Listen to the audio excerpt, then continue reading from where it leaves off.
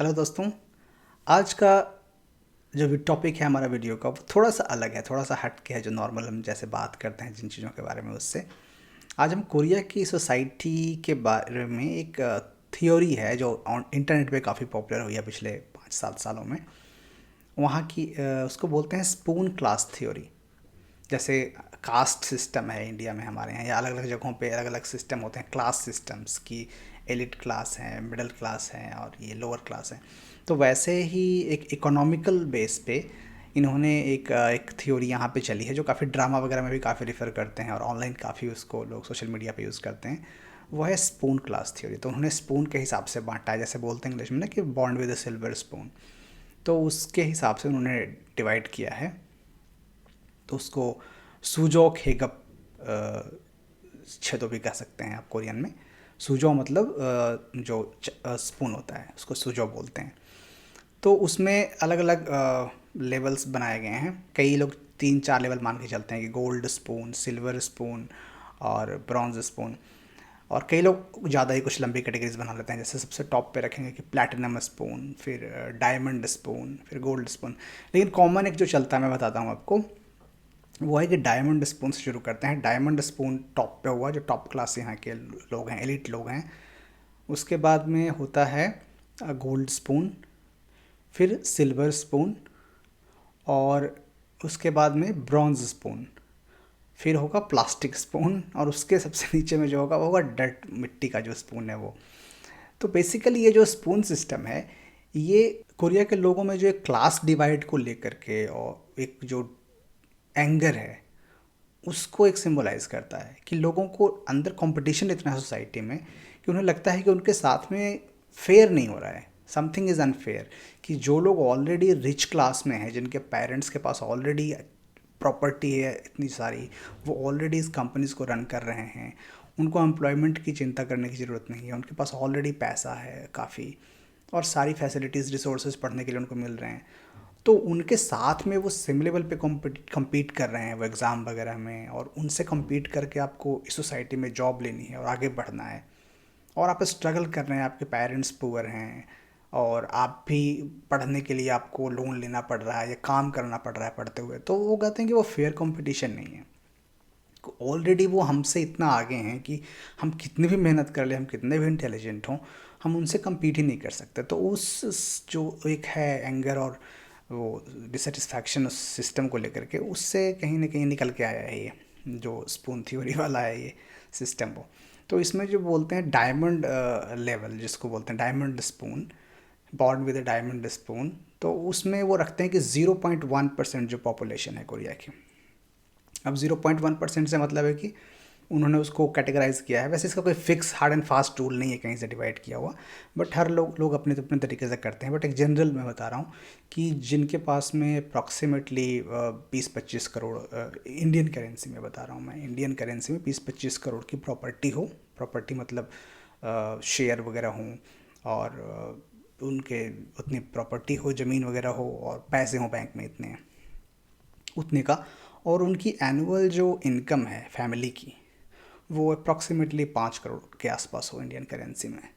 मतलब अगर डॉलर्स में बोलते हैं तो उसमें, यहाँ की करेंसी में बोलते हैं तो ऑक में बोलते हैं उसको, तो फारॉक तक होना चाहिए एनुअल जो इनकम है वो आपका, एनुअल इनकम, और अप्रॉक्सीमेटली 40 ऑक का, साशिप ऑक का होना चाहिए आपका, जिसको बोलते हैं छासान, जो एसेट्स आपके हैं वो।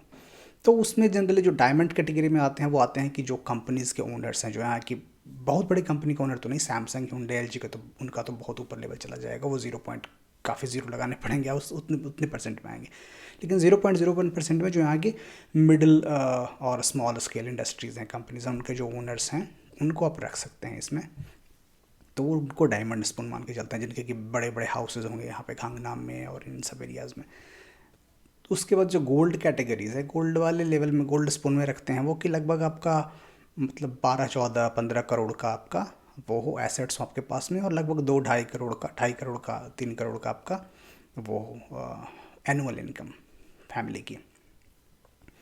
उसमें भी बिजनेस वाले ही लगभग आते हैं, जो कि बड़े बड़े बिजनेस जैसे सैमसंग, एल जी, इन सब कंपनीज में जो टॉप लेवल के वो हैं, वो डायरेक्टर्स वगैरह हैं इनके, अलग अलग सब्सिडियरी के, और टॉप लेवल पे जो इनके ऑफिशियल्स हैं वो कह सकते हैं कि इस कैटेगरी में आते हैं।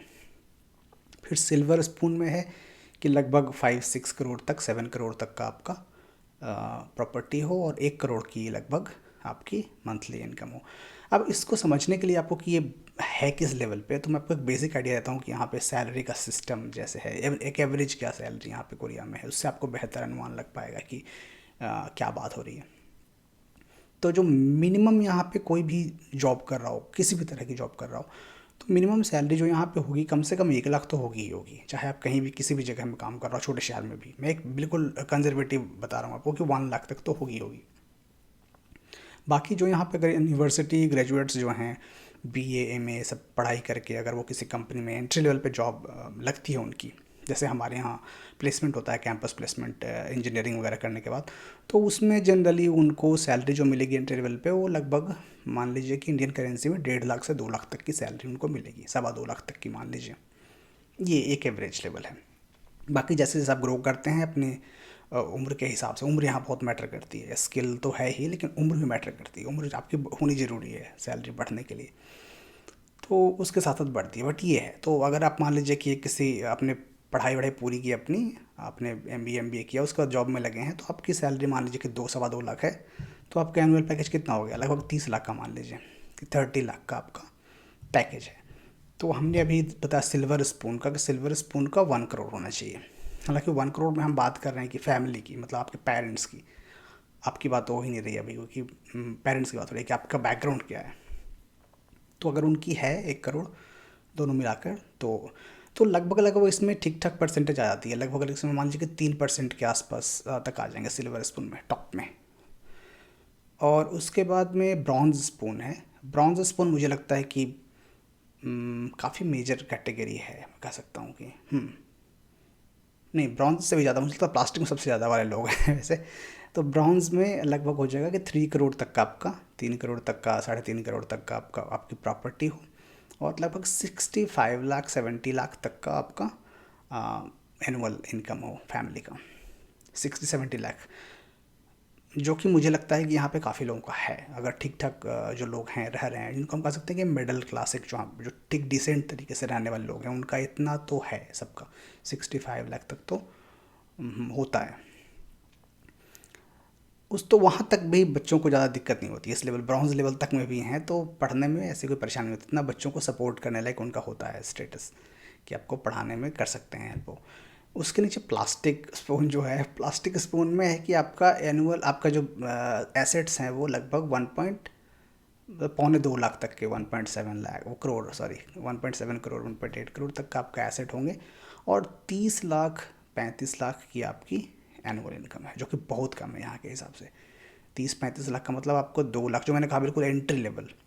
तो एंट्री लेवल में जब 30-35 मिल रहा है अभी, तो समझिए कि अगर किसी के पेरेंट्स की टोटल ही इनकम उतनी हो 30-35, तो इसका मतलब है बहुत ही लो लेवल जॉब्स में है वो, या तो फार्मर्स हैं, या किसी छोटे गांव शहर में कुछ काम धंधा कर रहे हैं, या कोई ऐसी नौकरी कर रहे हैं, तभी इतना कम होगा। तो उनके बच्चों के लिए वाकई में इट्स अ ह्यूज स्ट्रगल, क्योंकि उनको पढ़ाई करने के ड्यूरेशन में भी काम करना पड़ता है। तो इमेजिन कीजिए कि आप सेम स्टूडेंट के साथ में पढ़ रहे हैं, क्लासमेट के साथ में, और वो प्रॉपर उसको मंथली एक्सपेंसेस मिल रहे हैं, फैमिली से आ रहे हैं, उसका पास में बैंक में पैसा आ जा रहा है हर महीने, और वो प्रॉपर आराम करते हुए पढ़ रहा है। और एक आप हैं कि आपको 2-3 घंटे जॉब करना पड़ रहा है, भी काम भी करना पड़ रहा है उसका स्कूल का, तो उनके लिए स्ट्रगल है। तो वो है प्लास्टिक वाला। और उसके नीचे ये वाला पॉपुलेशन जो है काफ़ी बड़ा है यहाँ का, लगभग 20% मान लीजिए कि हो जाएगा इसमें। उसके बाद में जो है वो डर्ट वाली कैटेगरी है, जिसमें डर्ट स्पून जिसको बोलते हैं लोग, हुक स्पून।